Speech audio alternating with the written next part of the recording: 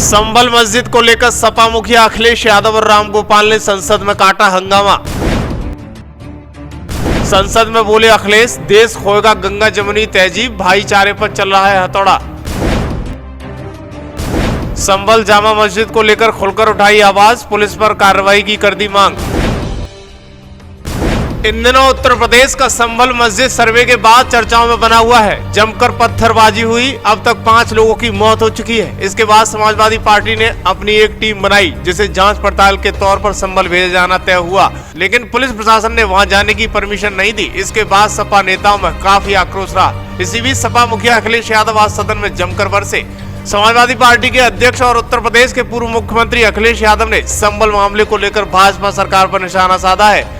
Sapa chief Akhilesh Yadav ने कहा कि जिस दिन से सदन शुरू हुआ उस दिन से हमारी पार्टी ने संभल पर चर्चा की मांग की है।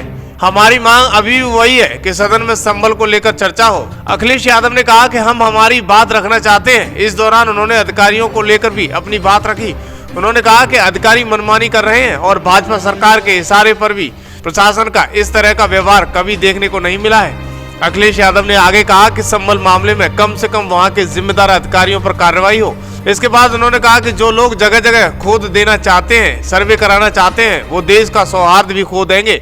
अखिलेश यादव ने भाजपा पर निशाना साधते हुए कहा कि यह भाजपा की सोची समझी साजिश है। सुनिए क्या कुछ कहते हुए सदन में नजर आए अखिलेश यादव।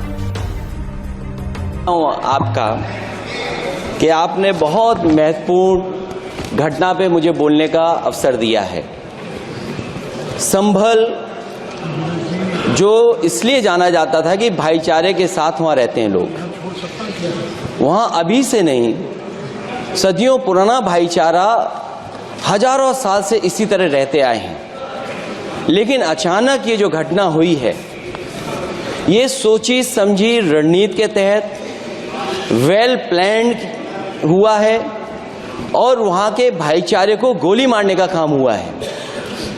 जो घटना हुई है वो सोची समझी साजिश है। वहाँ जो खुदाई की बात लगातार अध्यक्ष महोदय देश में कोने कोने पर भारतीय जनता पार्टी और उनके सहयोगी और समर्थक शुभचिंतक बार बार खुदाई की जो बात कर रहे हैं अध्यक्ष महोदय, ये खुदाई जो है हमारे देश का सौहार्द, हमारे देश का भाईचारा, हमारे देश का गंगा जमुनी तहजीब को खो देगा। संभल के शाही जामा मस्जिद के खिलाफ 19/11/2024 को सिविल जज सीनियर डिवीजन चंदौसी संभल में एक याचिका डाली गई। कोर्ट ने दूसरे पक्ष को सुने बगैर उसी दिन 19/11/2024 को सर्वे के आदेश दे दिए। ताज्जुब की बात है संभल के जिलाधिकारी संभल और पुलिस अधीक्षक संभल आदेश को पढ़े बगैर 2 घंटे के बाद सर्वे के लिए पुलिस बल के साथ शाही जामा मस्जिद पहुंच गए।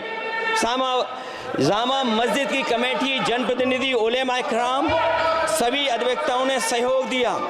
जिलाधिकारी संभल और पुलिस अधीक्षक संभल ने 2.5 घंटे सर्वे के बाद कहा सब सर्वे पूरा हो चुका है और अब रिपोर्ट कोर्ट को भेज दी जाएगी। लेकिन दिनांक 22/11/2024 फ्राइडे को जुमे की नमाज के लिए लोग नमाज अदा करने के लिए जामा मस्जिद पहुंचे, लेकिन पुलिस प्रशासन ने बैरिकेड लगा दिया ताकि लोग नमाज न पढ़ सकें। उसके बाद भी लोगों ने संयम बरतते हुए नमाज अदा की और किसी प्रकार का विरोध प्रदर्शन नहीं किया। 29/11/2024 को कोर्ट की अगली तारीख तय थी। शाही जामा मस्जिद की कमेटी और मुस्लिम समाज के सभी लोग कोर्ट में केस की पैरवी के लिए तैयारी कर रहे थे, परंतु दिनांक 23/11/2024 की रात पुलिस प्रशासन द्वारा कहा गया 24/11/2024 यानी अगले दिन सुबह को दोबारा सर्वे किया जाएगा। शाही जामा मस्जिद कमेटी और अधिवक्ता ने कहा कि इस सर्वे तो मुकम्मल हो चुका है, अब दूसरे सर्वे की क्या आवश्यकता है। कोर्ट के आदेश का हमने पालन कर दिया। अगर दूसरे सर्वे कराना है तो दोबारा आदेश करवाएं, कोर्ट के आदेश के बाद हम दोबारा सर्वे करा देंगे। लेकिन जिलाधिकारी संभल और पुलिस अधीक्षक संभल ने कोई सुनवाई नहीं की और तानाशाही दिखाते हुए सुबह के वक्त से पहले शाही जामा मस्जिद आ गए। शाही जामा मस्जिद कमेटी और मुस्लिम समाज के लोगों ने फिर भी धैर्य रखा और दोबारा सर्वे के लिए अंदर ले गए। सर्वे के दौरान करीब 1.5 घंटा बाद जब जनता को सूचना मिली तो वो इकट्ठा होना शुरू हो गए। लोगों ने सर्वे का कारण जानना चाहा तो सर्किल ऑफिसर ने उनके साथ गाली गलौज की और लाठीचार्ज करवाकर बुरी तरह जख्मी कर दिया। इसका विरोध करते हुए चंद लोगों ने पत्थर चलाए, जिसके बदले में पुलिस के सिपाही से लेकर के अधिकारियों तक ने अपने सरकारी और प्राइवेट हथियारों से गोलियां चलाईं, जिसका वीडियो रिकॉर्डिंग है, जिसके एवज में दर्जन लोग गोलियों से घायल हो गए हैं। 5 मासूमों जो कि अपने घर से सामान लेने के निकले थे, उनकी मृत्यु हो गई। संभल का माहौल बिगाड़ने में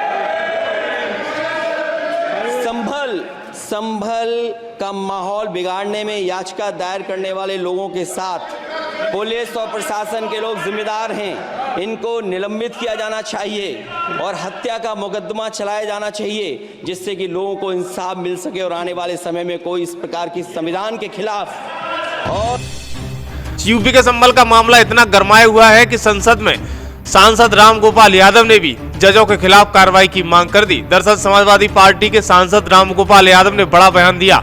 उन्होंने कहा कि सर्वे के जरिए पूरे देश में अशांति पैदा करने की साजिश की जा रही है। सुप्रीम कोर्ट को इसके खिलाफ नोटिस जारी करना चाहिए।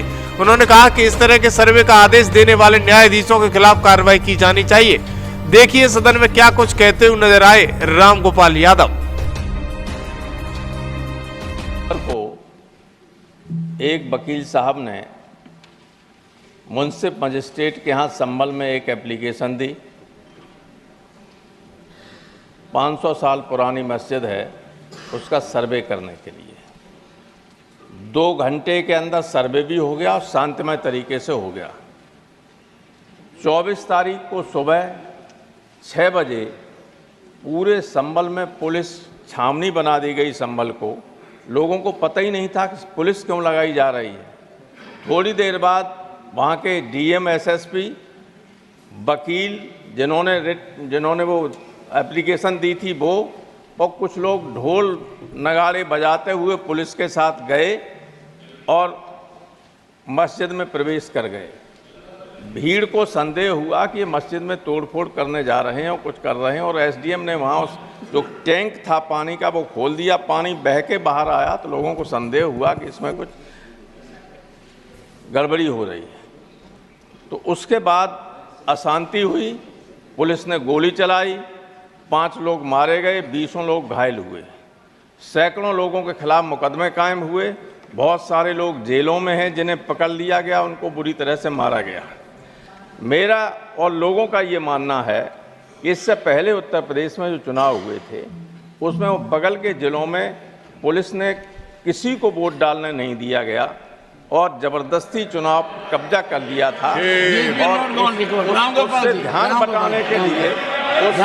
बटाने के लिए रामगोपाल जी, आपसे आशा करता हूं संयम बरतेंगे। योजनाबद्ध तरीके से सब ये हुआ और उसका सबूत सुनिए, उसका प्रमाण ये है कि जो कमेटी गवर्नमेंट ने बनाई है, 3 मिनट सर, अभी 3 मिनट तो हुए नहीं। श्री मीडिया जो committee government Santosh Kumar P